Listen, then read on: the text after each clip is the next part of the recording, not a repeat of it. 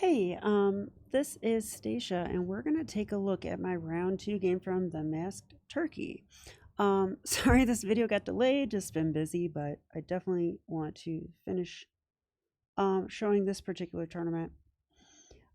This second game was against Mason Wu, so another kid, and well, let's just go ahead and get into it. He was rated um, something like 1450, so a lower rated opponent, about 300 points lower rated, in fact. And I actually lost my first game to someone rated about 1550, so definitely looking to do something with the white pieces here. So e4, e5, I went knight f3, and he went knight c6. I played the Italian game with bishop c4, and he played bishop c5. All right, so here I like to play the Evans Gambit, or just Evans Gambit rather. And so I'm thrusting up my B pawn. It's a free pawn, so he should probably take it. So he did. All right, and the point is that I can play c3 and d4 with tempo, build a nice center, get active quickly with a lead in development, and my opponent's going to move his bishop around. It's like who knows where. All right, so I did play c3, bishop a5. And now we reach an interesting moment in the game because I made it interesting by accident. So I have been refining my Evans Gambit repertoire a bit, and one of my coaches told me that I need to play Queen B3 earlier. And so I was pretty sure that I have reached the moment to play it and go Queen B3, which I did. Now, the funny thing about this is that I actually played it 2 tempos too early. Or tempi, is that what you say? So, I mean, I actually should go d4, and after takes, go queen b3. And this is what my coach had intended. And because normally after this, I actually castle first, getting out of this pin, and only then play queen b3. So you might see something like d6 here, and then I go queen b3. So this is the way I was playing it, but I have since then learned that queen b3 might be a little bit of a better move because you're applying pressure on f7 immediately, and black has to deal with that. So, like, for example, I think black would have to go queen e7, and in some lines, after takes, castles, d6, queen b3, well, the queen has a choice now. It can go to e7 or d7, and actually the main move in this position is queen d7, which I won't get into, but it has to do with this diagonal, and the queen wants to cover that diagonal on the knight. So the queen, as awkward as it looks, is actually better on that square. So anyway, so by playing queen b3 move earlier, we actually take some options away from black a little bit. But in this actual game, I played queen b3 2 tempi earlier. So this is a good lesson to me to make sure I get my openings right. But I don't study openings much these days. So I actually messed up the move order. Now, lucky for me, or not lucky, because I did calculate a little bit, this move is playable, although it's not considered to be best or anything. But it's interesting. Okay, so we have applied pressure to f7. Well, I thought this is interesting because, you know, black's probably going to go queen e7. They could try knight h6, but I actually thought after d4, opening up my bishop, this looks a bit risky. I don't know about this. I'll ask the engine. It says, you know, castle for black. Yeah, and I would take. And computer says black is better here. I've heard of some people playing the position this way, and I guess if you know what you're doing, you could get away with this, but to me it seems risky, and it seems to me that black is going to have to be kind of precise if they want to survive the coming attack on this open castle king. All right, so anyway, I played that queen b3 move, and black played queen to e7. Okay, so here, now I went d4, so we're going to transpose into the lines I intended anyway, especially after e takes d4. So after e takes d4, now I simply castled, which I thought was a good move. Now you might be saying, Stacia, didn't you even see that you're hanging your e-pawn? Okay, that's fair. But after queen takes, I would play rook e1, and yeah, we just won the queen. So he actually can't take that pawn. It's poison. So instead, my opponent played knight to f6. Now I have to tell you, I was hoping for knight f6 because I had calculated something here. Let's see if I can remember. I actually thought knight f6 was risky. I thought about going e5, but then I thought after e5, let's see, do I have this right?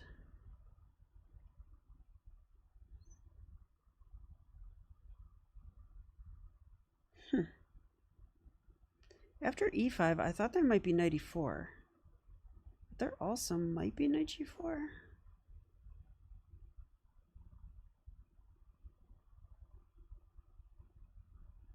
Knight g4. Yeah, I don't know. So I don't know what I was planning there. But maybe that's why I thought I would play bishop a3 first. Yeah, so we're going to look at that line in a second because I think I do need to figure out what's going on there. But after bishop a3, which attacks the queen, it's a tempo, I thought this could provoke d6.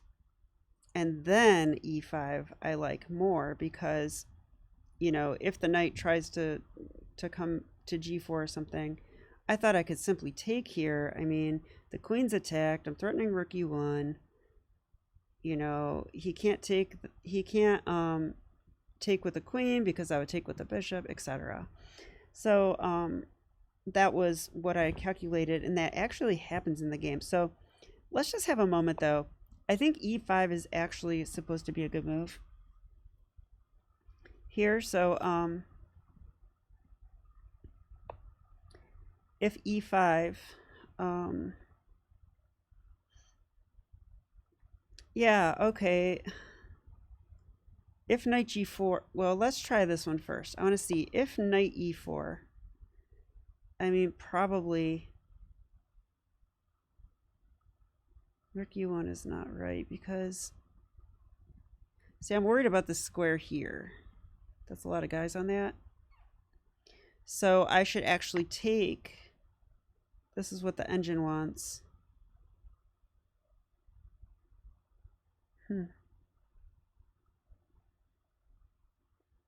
Now that actually took a square away from the knight. And I'm starting to feel bad for this knight. So I think we might be threatening. I mean, I can't see a way to attack him, though, is the thing. Maybe like queen e3 or something crazy like that. Like, am I threatening queen e3? Let's just see. Like, if I go here. Oh, I see. The computer just made a square for him. Actually, I did that. Okay, let's make a move that doesn't make a square for him. Okay, this could be a move. Now, could I go queen e3 here? Probably not, because now there's other options, right? Like, oh, maybe not. Computer wants to play f5 to save the knight. Yeah, I forgot about that resource. And then if I take, they can take en passant. That's the thing. Yeah, so that saved the knight that way. So f5 is a resource for this knight. Okay. All right, we learned something there. Got to include that in my calculations.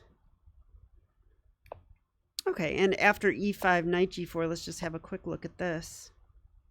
After e5, knight g4, computer says that white's winning. Now this is attacked 3 times, but I can play bishop a3. That attacks the queen. And if d6, well, now I like the idea of taking on d6, and the computer agrees, I see. And then I could play rook e1, but if that, maybe bishop here actually might be a move. So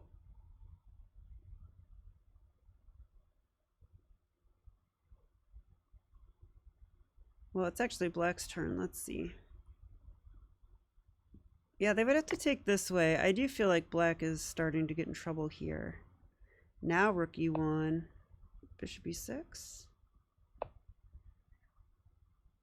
And well, we could just take it, right? Yeah, this is over. I don't think black can take back. If they take with the queen, they lose the queen. If they take here, we go here. And the queen's supporting the rook, and the rook, yeah, so we just won. So crazy stuff can happen in Evan's Gambit. Gotta watch out. So that knight g4 move is terrible. But I remember something the engine likes, and it happens in my line too. So we'll just continue from here. So after knight f6, I actually went bishop a3. This was my calculation. I wanted to provoke d6, which he played. And then e5 I played. Now, okay, before I analyzed this game with the computer engine, I thought e5 was just very strong. And I analyzed with 2 masters at the same time at the tournament.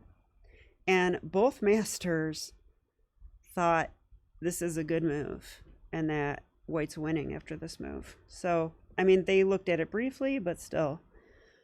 Now, the computer showed me something that I think is borderline ridiculous, but I'll show it to you. Okay, my calculation here was if he wants to take with the knight, go for it. Because I'm going to take with the knight. And, oh wait, actually, what am I going to do?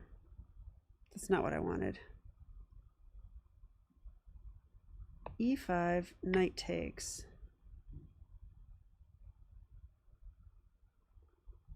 Yeah, I did want to do this. Oh yeah, they can't take here because of the pin. Sorry. Forgot about that pin for a second. Let's not forget about that. So they would have to take with the queen.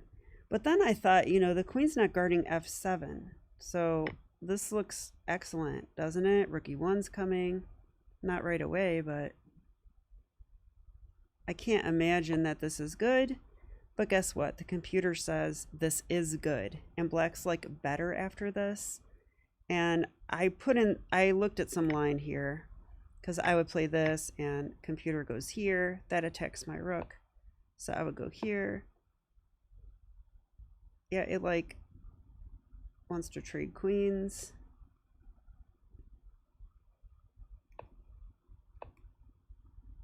Then it goes here. And now the idea is to start attacking me. And surprisingly, there's a big attack. There really is. Yeah, it's just like crazy, right? Like if I try to avoid the queen trade, you know, queen h5, try, you know, don't get mated, so h4, but then, you know, maybe rook f8 now. Like it's just crazy, but apparently this position after king d8 is good for black.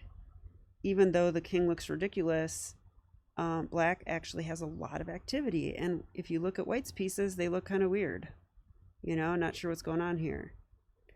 So fascinating that it swings like that. But anyway, in the actual game, my opponent didn't know that idea, and I understand why. He actually looked like maybe he started crying at this point. And I only have 5 minutes to analyze the rest of the game with you guys, so let's get through it. Castles, allowing me to take the knight. Okay, that is what I expected. He took back. And now, surprisingly, this game is still very interesting, and I'll show you why. Okay, I took here, knight takes. okay, I figure trades are in my favor. After queen takes, I have bishop e2. That comes with tempo. And I's the king side. And I thought, okay, I'm winning. Queen b6. And then I noticed something here. I noticed the fact, well, actually, I noticed a little earlier, but I noticed that I'm up a piece, which is great. But black has 4 pawns over here, and I have 1. Okay, so this is not over yet. If these pawns get rolling, you know, starting with something like this, I could have to sack a piece back, and it could be, who knows? I mean, black might even be winning at some point if I allow that to get out of hand. So this is very much still a game. And even though the engine says it's +3 for white, I looked at this with a couple masters, and we thought, you know, white's maybe a little better or just better, but we would never say like winning in this position. Okay, so knight f3, c6, queen c2. Yeah, I offered the queen trade once because I wanted to develop my knight very badly. But then I said, okay, never mind. And he played this very interesting move, bishop f5. He actually like put the bishop on f5, put it back, hovered it over f5 again, put it back, like, but then he did play it. And it's touch move, so he had to move the bishop. And okay, I think I gotta take that. But the idea is that he'll take my bishop, which I saw. But now it gets very interesting. I actually calculated this line. Queen takes, and I thought, okay, it seems like I'm up a piece, but I calculated this move, b6, and I'm like, well, I can't defend the knight. The pawns are starting to move, and I wasn't sure what to do here. Now, it turns out that had I seen a little bit further, I could go queen a6 here, and after takes, oh, actually, this isn't the same line I was thinking of, but okay, let's just say this. Now, black should go c5,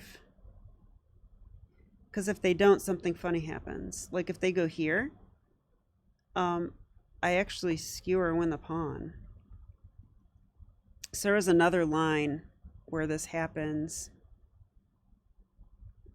Yeah, I think it was after bishop f5. Queen takes bishop, queen takes, and I think it's the move d3. Like, I did see this move because it's a tempo. I thought g6 though. Now, I can go grab the bishop though. And then after b6 in this position, now queen here, I'm protecting the bishop, but what's more is that now after queen takes knight, I do have rook ac1. I'm going to win one of those scary pawns, and then I do think that white is winning at that point. So very interesting little nuance to throw in bishop g3 and g6, and because the bishop isn't obstructing the view down the c file, we actually would win a pawn in that line. Okay, so in the game, I played knight to e2, which is fine, I guess. I didn't want to see b6 and see the pawns start moving. And I thought I might try. I'm like, hey, you know, maybe if I attack his king, he won't have time to push his pawns. And that's kind of my thought. All right. And I did trade queens here. I didn't really want to, but I could not find another move. So I just did this. I don't really love that move, but at least, oh yeah, because I thought he would go b6 and make his bishop awkward, and I totally forgot that pawns can go 2 squares. Yeah, you shouldn't do that. At least it made this backwards for the moment. Okay, rook attacked me. Rook d1. I have to go very soon. After a6, I guess I'll just show the game rapidly.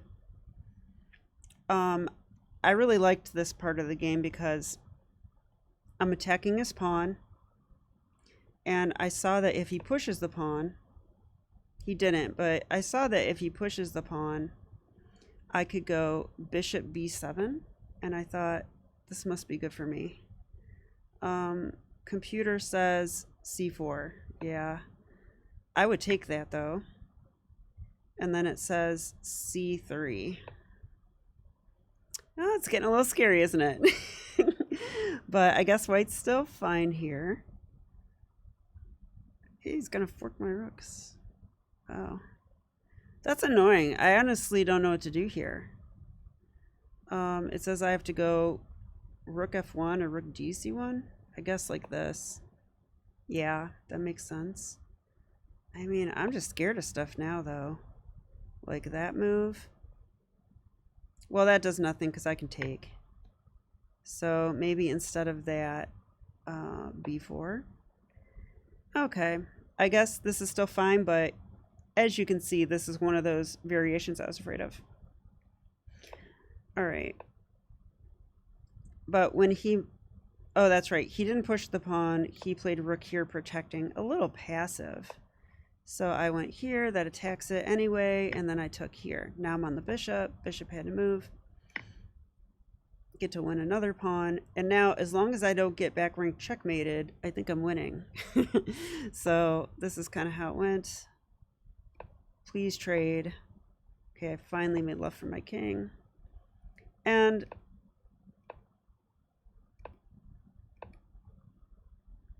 this is to protect that. And I did end up winning from here. I don't remember exactly how it went, but I know eventually I do take here. And after that, I'm just up material.